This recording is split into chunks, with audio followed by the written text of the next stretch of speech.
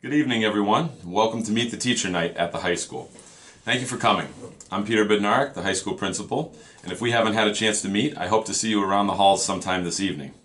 We're glad to have you here with us tonight, as we believe it is vitally important for parents to take an active role in participating with their students' education in order for them to have a successful high school career.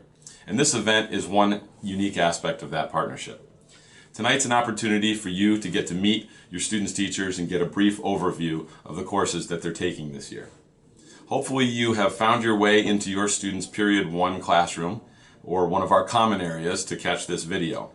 Once my message is concluded, you will be meeting your Period 1 teachers and then follow your schedule or the schedule of your student through the rest of the day, as we use the public address system to let you know when to change periods.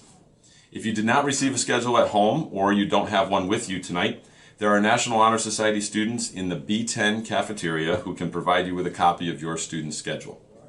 There will be 3 minutes transition in between each class period, and there are NHS students around the building to serve as your guides and your directors.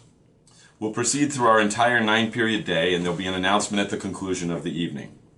Mr. Fivey, our assistant principal, Ms. Nofri, our dean of students, as well as other faculty and staff can certainly assist you in finding your way throughout the building or in understanding any of the notes and announcements that are on your student's schedule. When your student's schedule shows lunch or study hall, feel free to visit our library media center or visit the lobby where we've set up tables for groups such as the PTSA and some of the other support organizations that help our school. Or just take a breather and get yourself in position for your next class. If the schedule says the name of the subject and then the word plus, such as English plus, this is AIS, or Academic Intervention Services. We're going to follow the Day 1 schedule, which is noted on your schedule. If your student's schedule says Credit Recovery, you're directed to go to the A7 Computer Lab. When you get to this computer lab, there's a document there that explains what's going on in that program for your student.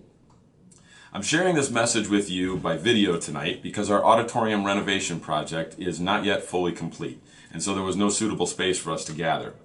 We celebrated the opening of the multi-purpose turf field last week, and I look forward to a ribbon cutting for our newly renovated auditorium in the next few weeks. The construction projects, along with a new roof on most of the high school, have been welcome additions to our campus this year and something for our entire community to appreciate. I'd like to highlight a few other quick announcements for you as well.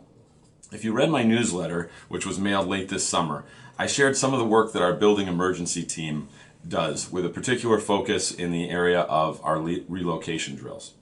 We've already had 4 fire drills this year and 1 lockdown drill this fall, and we'll complete a few more over the next few weeks. We work in conjunction with the Scotia and Glenville police departments as well as the Scotia Fire Department to coordinate these planning, exercises, and drills. As I mentioned in my summer newsletter this year, we'll hold an unannounced relocation drill to the middle school this year. On this day, we will dismiss our students from the middle school at the end of the drill. So students who ride a bus or walk or drive will be released at the regular dismissal time. But if you're picking them up from school, you may be asked to sign them out through our reunification process.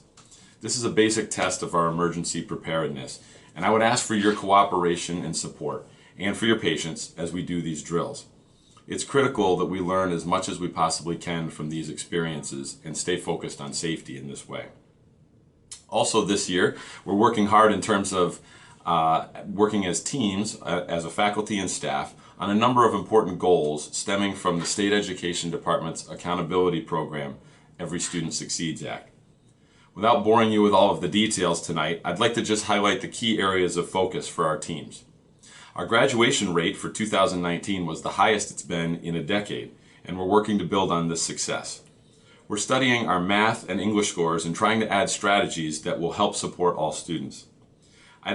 We are also focusing our efforts on chronic absenteeism, and I would make a specific request for you that you would continue to reinforce with our young adults the importance of regular attendance. It's so easy to get behind and face difficult academic circumstances with just a few absences from high school at this level. The 2019-2020 school year is off to a great start. Students and staff are settling into our routines, and we're all looking forward to a great year. There are so many ways to encourage your students to engage their high school experience. I would highly recommend joining GIVE, our volunteer service program, as well as any of the clubs, musical groups, art groups, athletic teams that are out there available to them. The experiences and the relationships that our students form and have during these times greatly enrich their high school experience, and it helps prepare them for the next stage of their lives after high school. Finally, I just want to share an announcement that I made to the students at the opening week assemblies. In an effort to add another layer of communication for all the positive things that we have happening in and around Scotia-Glenville High School and in our community, I have opened a Twitter account to use in order to share information. Now, the kids tell me that I am a little behind and a little bit outdated in opening a Twitter response. They said I should have opened an Instagram. My response to them was, well, at least I should be able to reach your parents if I'm that outdated. So I will work on linking my Twitter to Instagram. In the meantime, if you're on Twitter, please consider following me at SGPrincipal.